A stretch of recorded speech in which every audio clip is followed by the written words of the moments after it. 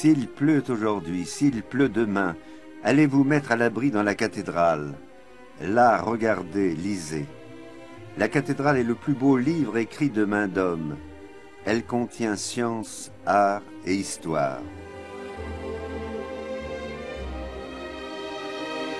Apprenez de sa hauteur folle et raisonnée, de ses voûtes, de ses arcs-boutants, de ses contreforts, la plus hardie, la plus surprenante solution qu'ait donnée l'esprit constructeur au problème d'équilibre.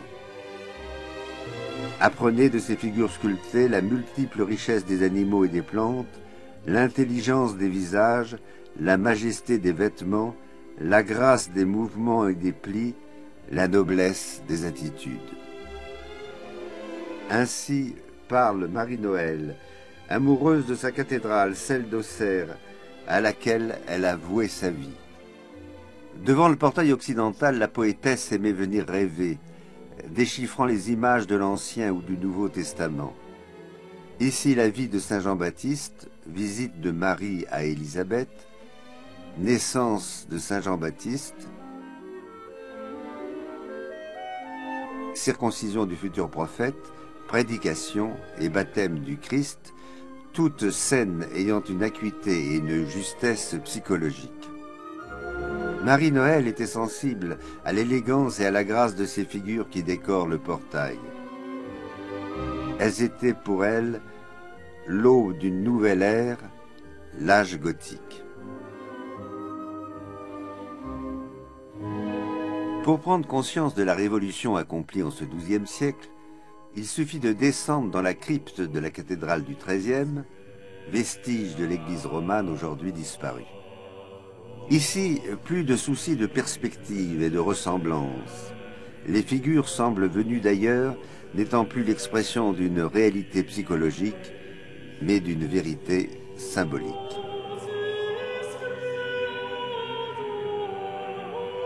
Au centre, le Christ chevauchant sa monture nous renvoie à la scène des rameaux, à moins que ce ne soit à l'apparition du roi des rois à la fin des temps. Alors je vis le ciel ouvert, c'était un cheval blanc. Celui que le monde surnomme fidèle et véritable. Ses yeux sont une flamme ardente, et il est revêtu d'un manteau trempé de sang. Dans la fresque d'Auxerre, traitée avec des ocres rouges et jaunes, le Christ s'impose au centre d'une grande croix. Il est entouré des armées célestes, figurées d'une façon exceptionnelle par des anges cavaliers défilant au pas de parade.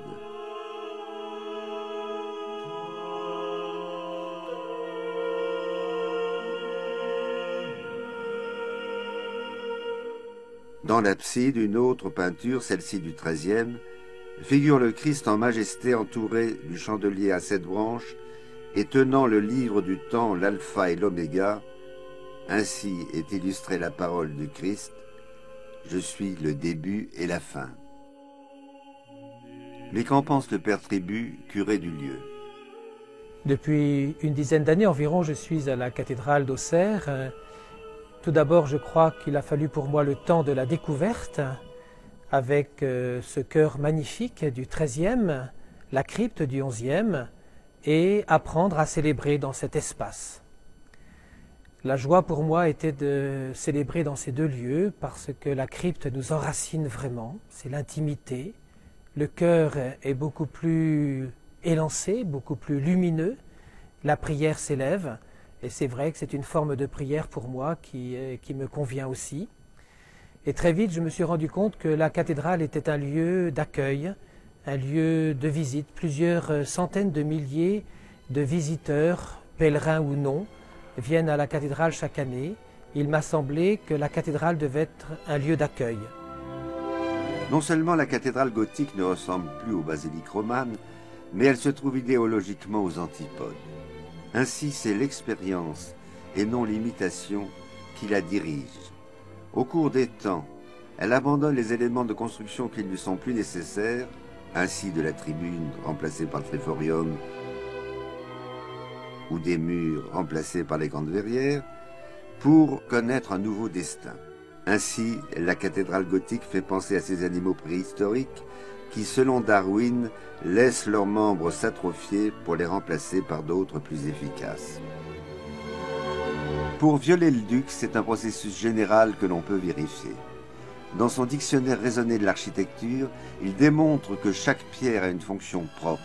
Si elle la perd, elle l'est impitoyablement éliminée. Ainsi, l'art gothique est avant tout fonctionnel. Au fonctionnalisme et au dynamisme s'ajoute une autre caractéristique, le goût de la nature. Ce goût, l'artiste roman l'avait perdu, prisonnier de formules stéréotypées comme la feuille d'acanthe. Mais avec l'art gothique, tout change. Une nouvelle végétation envahit les chapiteaux. La feuille d'acanthe est remplacée par des plantes beaucoup plus communes, telles le plantain, la renoncule, la fougère.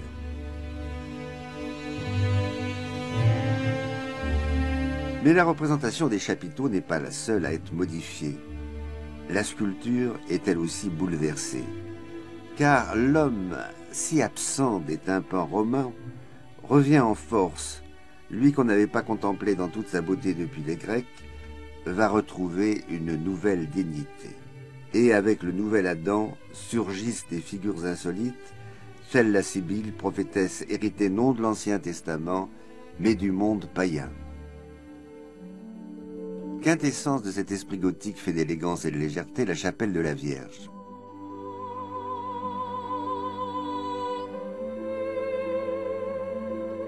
Ici, la structure portante s'efface. Les piliers particulièrement graciles ressemblent à des haubans qui retiennent plus qu'ils ne supportent, des voûtes qui sont gonflées comme des ballons. Dans cette architecture arachnéenne, la Vierge trône, justifiant mieux que jamais son qualificatif de pleine de grâce.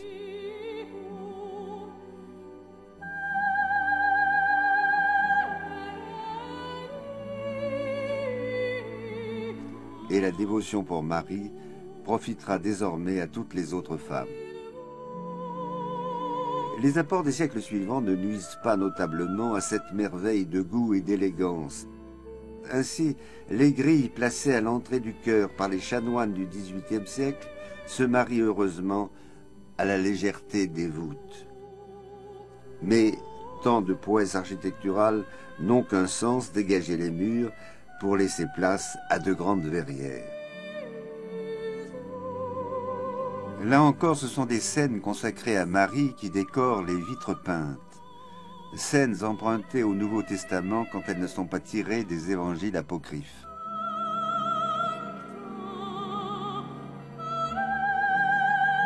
Hommage encore rendu à Marie avec cette scène illustrissime de l'arbre de Jessé.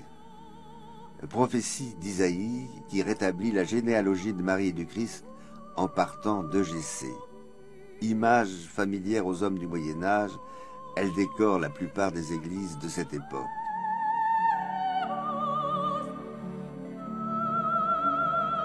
Mais les vitraux ne sont pas les seuls éléments décoratifs de la cathédrale.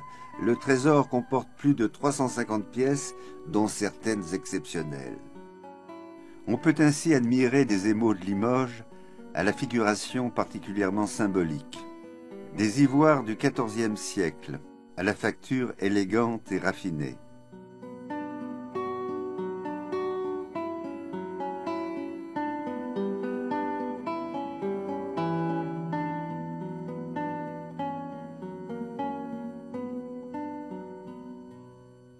Des miniatures du XVIe siècle au réalisme poignant.